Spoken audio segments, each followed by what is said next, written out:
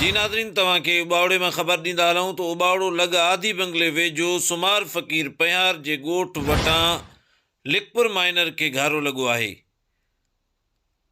जंहिं सबबि सवें एकड़ कमंद कणिक ऐं सब्ज़ियुनि समेत ॿियूं फसलूं पाणी हेठि अची वियूं आहिनि।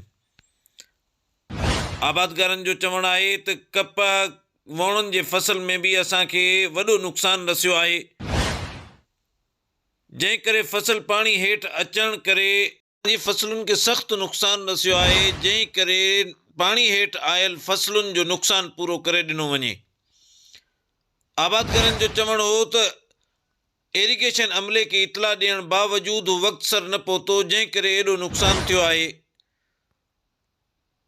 सो असां मुतालबो कयूं था DC घोटकी, इरिगेशन अमले, सीडा डायरेक्टर ऐं वस वारनि खां जो असांजो नुक़सानु पूरो कयो वञे।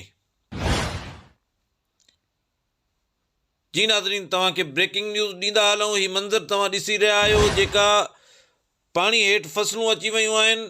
लिखपुर माइनर खे 50 फुट घारो लॻो आहे।